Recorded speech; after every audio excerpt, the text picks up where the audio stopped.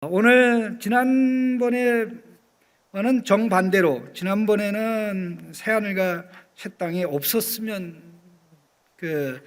하는 게 무엇이냐 했고, 이번에는 새하늘과 새 땅에서 이것만은 꼭 있었으면 하는, 많은 분들이 대답을 거의 다 대답을 해주셨는데, 대부분들이 가족이 다 있었으면 좋겠다. 가족이 다 있으면 좋겠다. 다 예수를 믿어야 되겠죠? 네. 우리가 태어날 때 혼자 태어나듯이, 태어날 때 물론 쌍둥이도 있지만 대부분이 이제 혼자 태어나듯이, 그래서 이제 가족이 되듯이 우리가 중생도 개별적으로 합니다. 부모가 중생했다고 자식이 중생하는 거 아니거든요. 그래서 그들이 변화될수록 또 부모님이 믿을 수 있도록 하는 이것은 너무나 중요한 줄 압니다. 부모님, 부부, 가족, 그다음에 가족과 친구, 만나고 보고 싶은 사람, 친구들 다 이런 분들도 많이 있고, 그다음에 나도 몰랐던 전도하고 선교한 사람들, 거기 보면 다 만나게 될 겁니다. 창신교회 모든 성도들, 그다음에 아직 미혼이어서 거기에는 결혼이 있어. 거기 가기 전에 결혼할게요. 걱정하지 말아요. 아멘? 아멘 해요, 지금 빨리. 아멘 하면 결혼 곧 하게 될지어다. 사실 결혼의 목적이 새하늘과 새 땅 하면 다 이루어지기 때문에 별도로 새하늘과 새 땅에는 결혼 제도가 없습니다. 하나님의 백성 모두가 예수님과 결혼하기 때문에, 근데 그런 결혼을 원하는 거라면 그거는 이루어질 거고, 모든 결혼의 기쁨과 즐거움이 다 예수 그리스도 안에서 성도와 예수님 사이에 이루어지기 때문에 그렇게 크게 걱정할 건 없을 줄 압니다. 기쁨, 찬양, 감사, 건강, 백화점, 이 백화점이 있을지는 잘 모르겠는데, 백화점도 있을 것입니다. 그러나 지금 백화점이라는 이름을 쓰지만 구체적으로 그 안에 취급되는 물건이 지금 우리가 취급하는 물건과는 좀 다를 것입니다. 왜냐하면 죄를 부추기고 욕심을 부추기는 물건들 등등 그런 거. 그다음에 이 맛집, 맛집이 있을까요, 없을까요? 천국 새하늘과 새 땅에 만찬이 있습니다. 만찬이 있다면 이 만찬을 만드는 요리사도 있겠죠. 그렇다면 먹을 것도 있고 마실 것도 있고, 그러고 보면 당연히 거기는 맛없는 집은 하나도 없습니다. 어디 가든지. 그다음에 재즈를 되게 좋아하시는 모양인데, 재즈가 거룩한 재즈가 있겠죠. 악기, 찬양대, 그다음에 이 소원이 아무것도 꼭 있었으면 하는 것이 없는 분도 있네요. 너무 순결해가지고. 그다음에 기타 의견 중에 하나가 있는데, 하늘에도 천국이 있지만 지상에도 천국이 이루어지면 좋겠습니다. 지상에 이루어지는 천국이 새하늘과 새 땅입니다. 지금 현재 우리 믿음의 성도들이 예수님 오기 전에 죽으면 우리 부모님들도 천당 가신 부모님들이, 그게 임시 휴게소와 같은 곳입니다. 그 임시 장소예요. 하나님은 인간을 하늘에서 살도록 만들지 않았습니다. 인간은 처음서부터 두 가지를 기억하는데, 하나는 영과 육이 결합된 게 인간입니다. 확실합니까? 영과 육이 결합된 게 인간이에요. 그러니까 영과 육이 나누어진 것은 인간의 원래 모습이 아닙니다. 두 번째, 하나님의 인간을 땅에 살도록 만들었지 저 위에 살도록 만들지 않았습니다. 그러면 아담을 창조한 후로부터 우리의 구원이 완성되기까지 결국 땅은 절대 포기할 수가 없는 거죠. 만약 하나님이 땅을 포기한다면 하나님이 이긴 겁니까? 사탄이 이긴 겁니까? 사탄이 이긴 게 되죠. 땅은 인간의 죄로 말미암아 더럽혀졌기 때문에 인간의 죄 문제를 근본적으로 해결하면서 이 땅의 모든 것들이 죄의 저주로부터, 땅에 임한 저주, 진노로부터 다 자유를 얻게 되는, 바로 그것이 새하늘과 새 땅이 되는 겁니다. 그래서 우리가 찬송을 부를 때 지금 이제 우리가 계속해서 하나님 나라, 새하늘과 새 땅을 보다 보니까 이 찬송가가 우리로 하여금 이 땅이 변화될 것을 기대하면서 살게 만들지 않고 이 죄 많은 세상 훌 떠나고 저기로 가자, 자꾸만 저쪽을 향하겠는데, 참 이거 교회에서 좀 노예를 통해서 총회 헌의해서 이게 성경의 가르침하고 안 맞으니까 이거 좀 바꾸라, 그렇게 해야 되지 않나 할 정도까지 이 너무나 많은 찬송가들이 저 위를 향하도록 그렇게 되어 있는데, 예수님이 이 땅에 오셔서 우리를 다 데려갈 것이라면 이 천당에 가 있는 성도들을 하나도 데려올 필요가 없지요. 다 데리고 오시거든요. 왜? 변화된 세계에서 살 것이기 때문에. 땅은 완전히 변화시켜서 우리에게 누리게 하실 것이고, 그것을 한마디로 오늘 가장 명확하고 분명하게 보여주는 것이 22장의 내용 가운데 바로 특별히 1절, 2절의 내용입니다. 오늘 특별히 여러 말씀 가운데 1절, 2절 중심으로 말씀을 보기를 원하는데요. 특별히 중요한 것은 하나님의 보좌로부터, 하나님의 보좌는 하나인데 하나님이 계시고 어린 양이 계시죠. 그러니까 아버지의 권세가 어린 양이신 하나님의 아들 예수님의 권세와 공유한다라는 뜻인데요. 그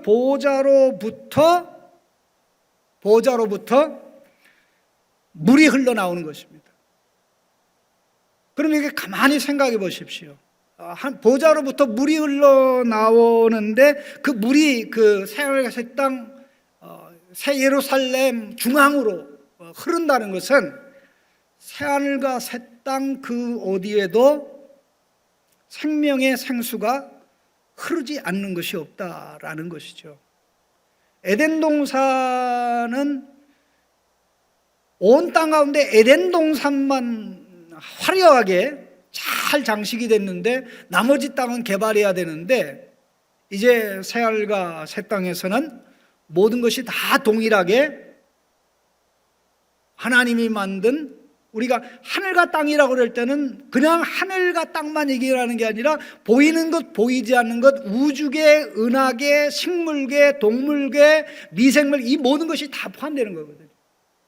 그러니까 그 하늘과 땅을, 태초에 하나님이 하늘과 땅을 만드셨다 할 때 그게 광대하셨듯이 그러한 회복된 세계에 하나님의 생명의 누림이 넘쳐나게 드러나고 나타나는 것을 사실 말씀하는 겁니다. 오늘 이 말씀에서 우리는 또다시 한번 에덴 동산으로 가게 되는데요. 자, 우리 준비한 화면이 있습니다. 준비한 화면 좀 먼저 보시고요. 예.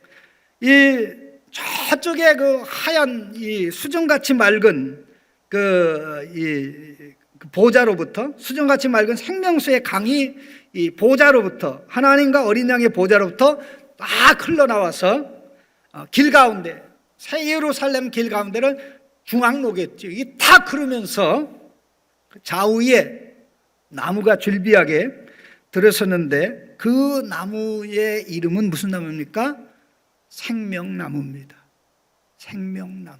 생명의 물을 받아서 생명의 열매를 맺는데, 얼마나 땅이 좋은지 12종류의 열매를 달달이 맺습니다.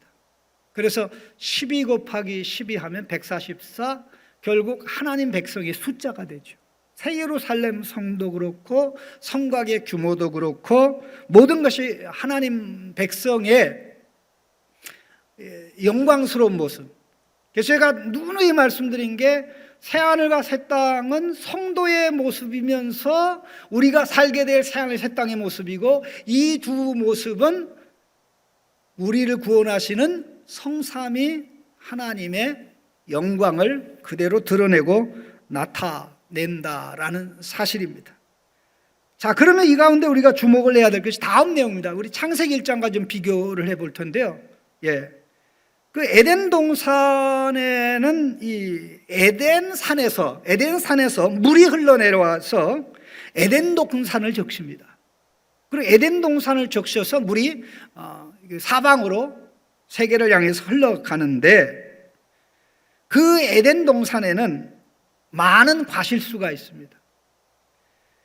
그리고 선악의 분별의 기준을 정하는 나무가 한 그루가 있고, 또 생명나무가 한 그루가 있죠. 그런데 이 새하늘 새 땅, 이게 NHNE는 New Heaven and New Earth입니다. 그래서 NH입니다. NHN인데요. 새 예루살렘은 하나님과 어린 양의 보좌로부터 생명수의 물이 흘러나오죠. 자, 에덴산에서 물이 흘러나오는 게 더 위대합니까? 하나님과 어린 양으로부터 그 생명의 물이 나오는 게 더 위대합니까?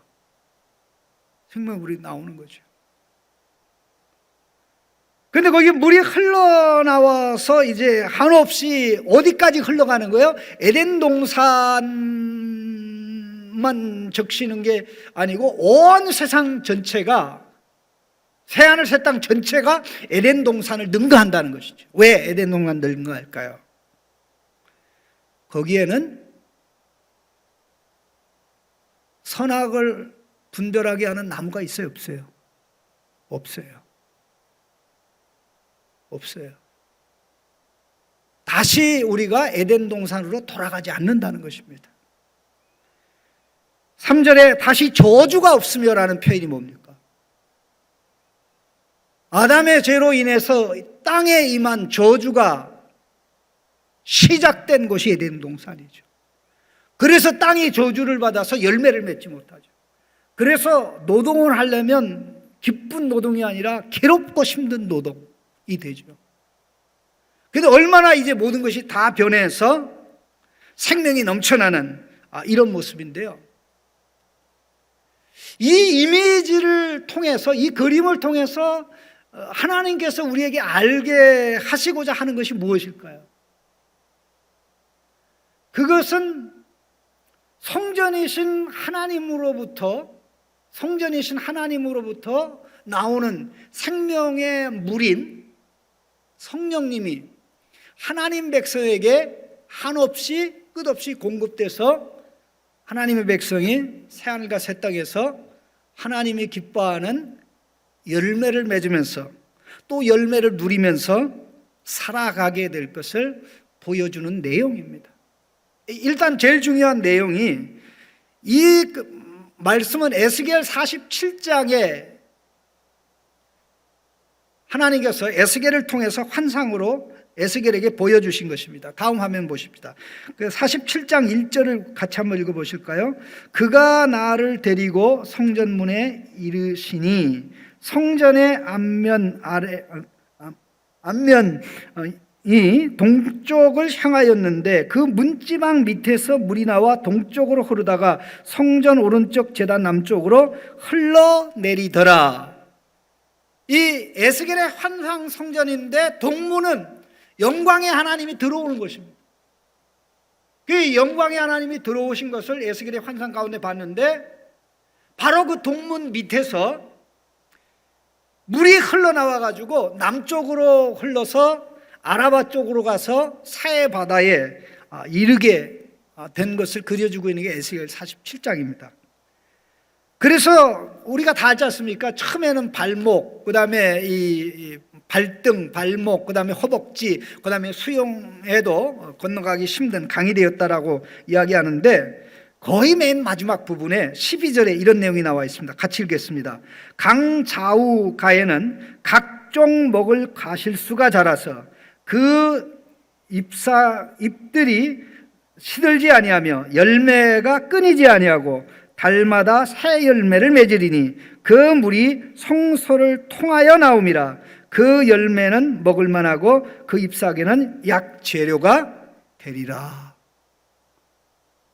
그럼 이거는 한마디로 얘기하면 새 하늘과 새 땅에서 누리는 말로 다 할 수 없는 풍성한 축복을 한마디로 요약한 것입니다. 새 하늘과 새 땅에서 누리는 언약의 복은 풍성하다, 윤택하다, 다양하다.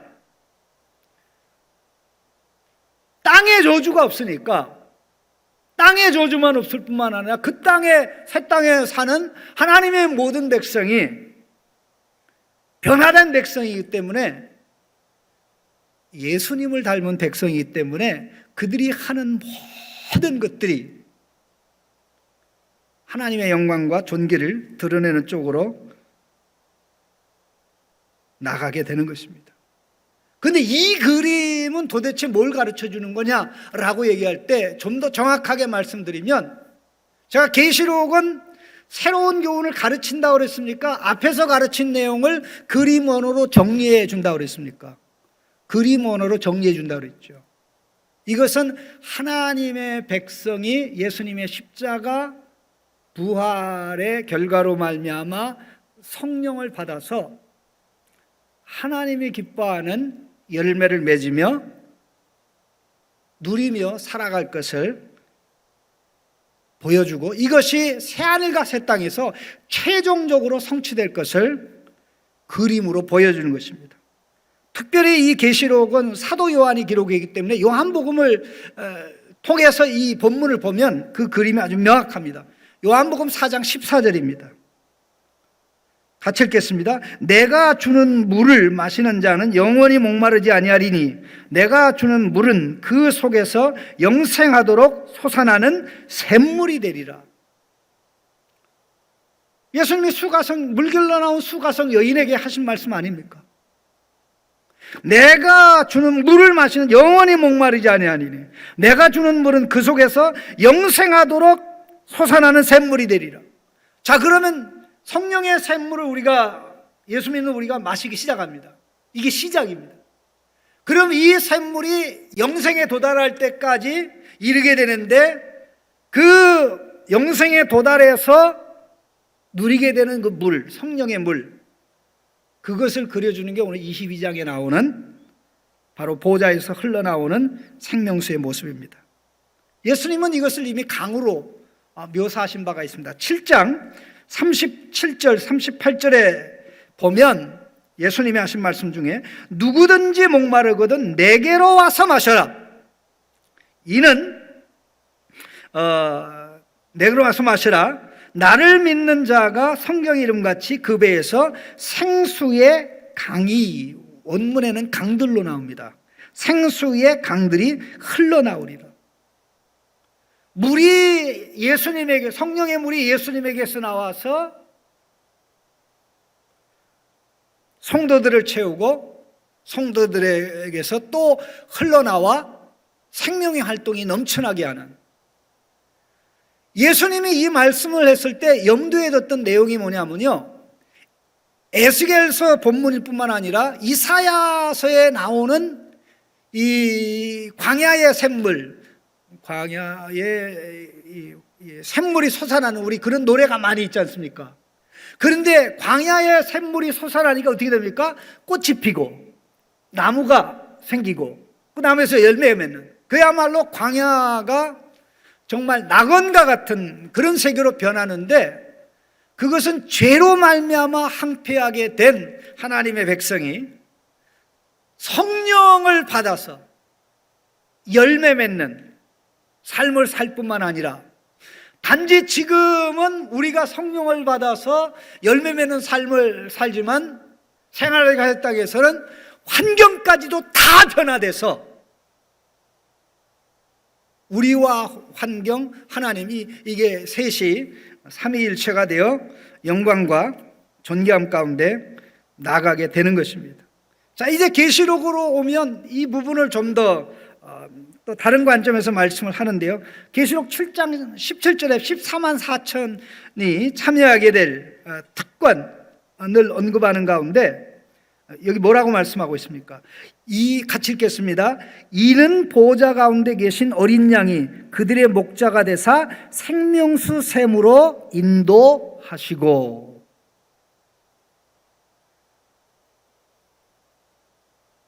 새 예루살렘 성 하나님의 보호자 어린 양의 보호자로부터 물이 흘러나와 그 물을 받는 생명나무가 열매를 맺는 것처럼 그 성령의 흡족한 생명을 받아서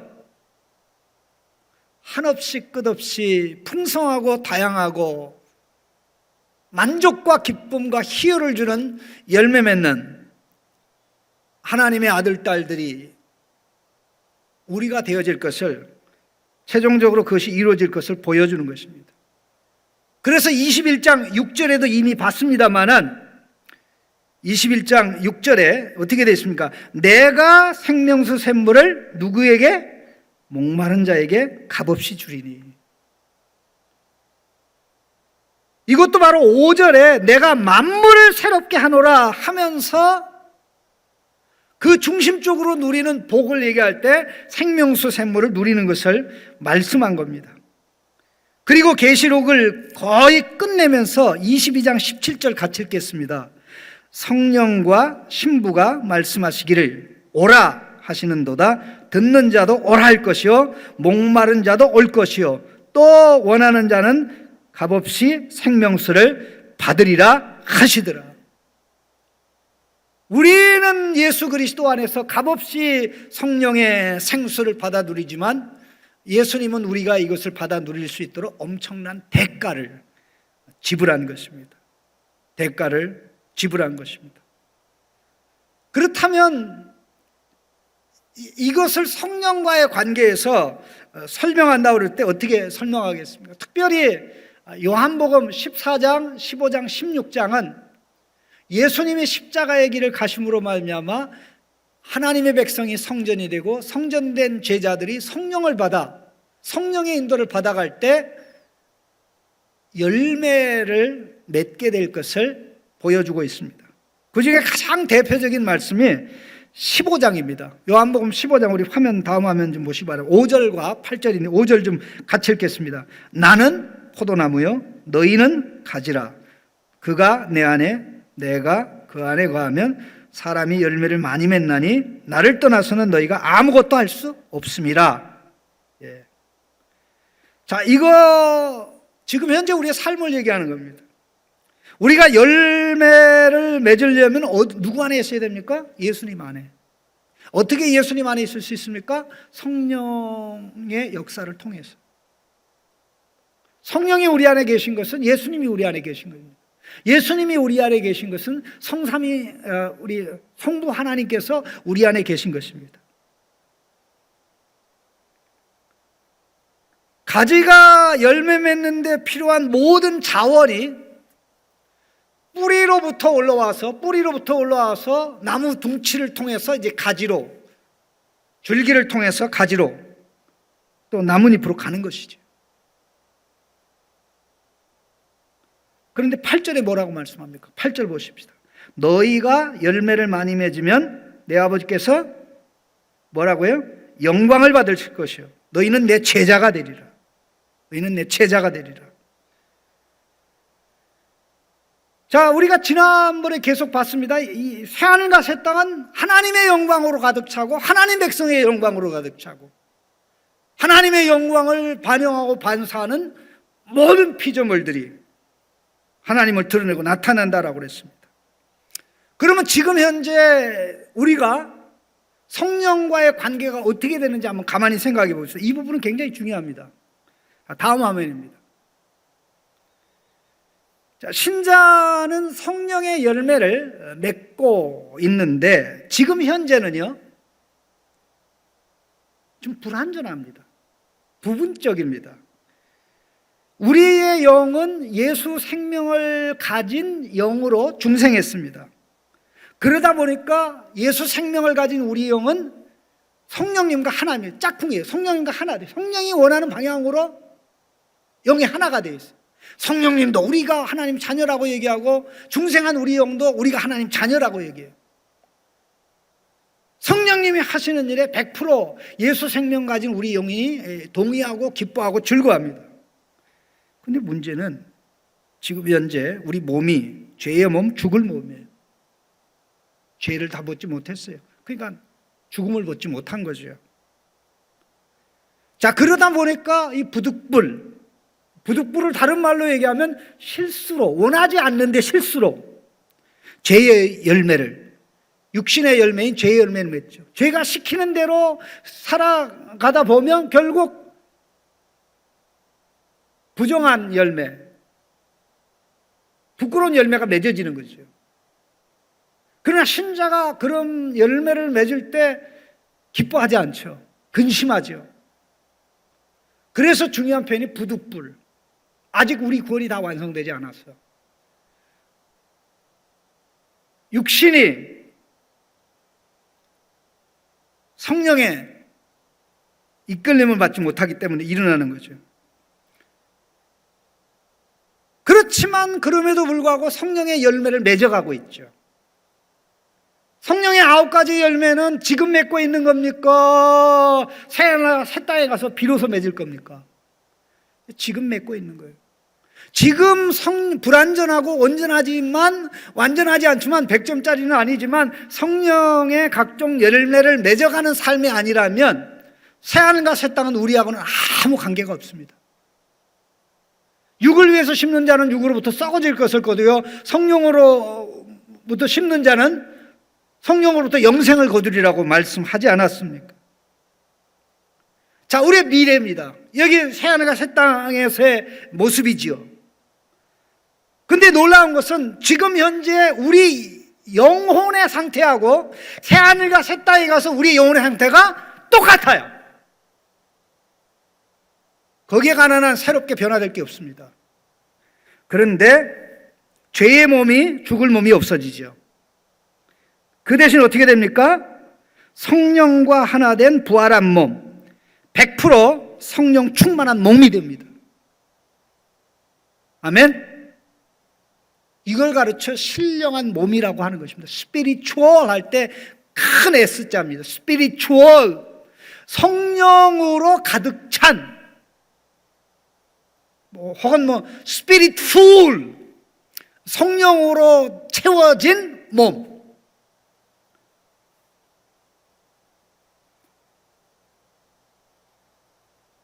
그럼 새하늘과 새 땅에서 우리가 어떻게 됩니까? 이 생명나무 열매가 풍성하게 맺어지듯이 바로 그곳에서는 무슨 열매만 맺습니까? 성령의 열매만 맺습니다. 아멘? 성령의 열매만 맺어요. 죄의 열매 없어요. 죄의 활동 없어요. 죄의 말 없어요. 죄의 삶 없어요. 아무것도 없어요. 죄와 관련된 것. 이 얼마나 놀랍습니까? 그러니까 결과적으로 어떻게 됩니까? 지금은 부분적으로 하나님의 영광 드러내고 나타나는데 거기서는 하나님과 어린 양의 영광만 나타내죠. 그래서 여러분을 봐도 하나님의 영광, 나를 봐도 하나님의 영광, 사물을 봐도 하나님의 영광, 보좌에 앉으신 하나님을 보고 예수는, 그거는 더 큰 영광과 존귀함이 되는 것이죠. 자, 이 내용을 또 다른 각도에서 설명해 보겠습니다. 자, 신자의 현재와 미래를 약간 다른 각도에서 보면 성령의 첫 열매를 우리가 받았습니다. 성령이 역사하기 시작했는데 예수님의 재림 때 성령의 마지막 열매를 받아서 우리가 새하늘과 새 땅으로 들어가는 것입니다. 네? 한번 생각해 보세요. 두 번째, 성령의, 지금 현재입니다. 성령의 역사가 부분적이고 일시적인, 부분적 충만, 일시적 충만이죠. 어제 성령 충만해서 오늘 괜찮은 줄 알았더니 그게 아니래. 일주일 전에 성령 충만해가지고 된 줄 알았더니 그게 아니에요. 설교 들을 때 은혜가 충만해서 그런 줄 알았더니 바로 주차장에 가니까 사람 만나니까 또 이렇단 말이든. 그래서 이게 부분적이고 일시적이란 말입니다. 그러나 이러한 상태에서 성령의 완전하고 영원한 충만으로 나가니까 생각도 거룩하고 말도 거룩하고 보는 것도 제대로 보고 느끼는 것도 제대로 느끼고 모든 게 다 하나님이 기뻐하는 것으로 가득 차게 되는 것입니다. 이게 어마어마하지 않습니까? 그 다음에 지금 현재 예수님을 닮아가면서 예수님을 닮아가다가 닮지 못하다가 예수님을 닮아가다가 닮지 못한 모습을 보여주다가 그러다가 우리가 새하늘과 새 땅에 들어가기 직전에 예수님이 오실 때 예수님을 완전히 닮은 자로 변화돼서 거기 들어가는 거예요. 예? 자, 이걸 또 다른 각도에서 얘기하면 지금은 죄의 몸, 죽을 몸에서 완전히 부활한 몸으로 바뀌는 것이죠. 바뀐 몸으로 거기 들어가는 겁니다. 변화된 그곳에. 그 다음에 보십시오. 건축 중인 성령의 전, 우리가 지금 건축 중인 성령의 전입니다. 지금 건물이 완성되지 않았어요. 사람으로 하나님의 성전으로 지어지는 건데 참 놀랍게도 하나님의 성전으로 건축이 시작되면서 성령이 임했으니 얼마나 큰 영광입니까? 그런데 완성된 하나님의 전으로 우리가 거기 들어가는 것입니다. 그러니까 하나님 경험, 하나님 체험, 하나님 누림이 상상을 초월하는 것입니다. 다음번에 제가 이 말씀을 나눌 것입니다. 그 다음에 하나 더 있습니다. 마지막으로 볼 것은 상속받을 자로, 지금 우리 현재 상속받을 자로 지정됐죠. 새하늘과 새 땅의 공동상속자, 예수님과 함께 공동상속자가 저와 여러분입니다. 믿으십니까? 이게 꿈도 아니고 환상도 아니고 실제입니다. 예수 그리스도 때문에 우리가 상속받을 자로 지정이 된 겁니다. 상속받을 자로 지정됐음을 알려주는 분이 성령님이십니다. 그래서 그 상속자로 합당하게 준비되어 살아가는 것입니다. 그 상속받을 자에서 우리가 뭘로 되는 겁니까? 그 새하늘과 새 땅을 상속받은 자가 되는 것이죠. 그래서 21장 7절에 이기는 자는 이것들을 상속으로 받으리라. 나는 그의 하나님이 되고 그는 내 아들이 되리라. 자, 이 모든 것을 생각하면 내리는 결론이 하나 있습니다. 지금 현재 성령 안에서 우리가 살아가는 삶의 결정판, 최종적 완성판이 새하늘과 새 땅에서의 삶이다. 그럼 지금 성령의 인도받아 살아가는 삶은 새하늘과 새 땅에 최적화된 삶입니다. 지금 예수님 닮아가는 이 삶이 새하늘과 새 땅에 최적화된 가장 지혜롭고 현명한 삶입니다. 그래서 죽으나 사나 성령님의 인도, 성령님의 인도는 말씀과 기도를 통해서 일어납니다. 말씀을 들을 때 성령이 역사하고, 깨닫도록 성령이 역사하고, 기도할 때 성령이 역사하고, 그 말씀을 가지고 기도할 때 성령이 이끌어주셔서 말씀으로 빚어지고 형성돼서 한 걸음 한 걸음 이 땅에서 새하늘과 새 땅의 삶을 예비적으로 맛배기로 살아가는 것이죠. 그렇기 때문에 이것을 본다면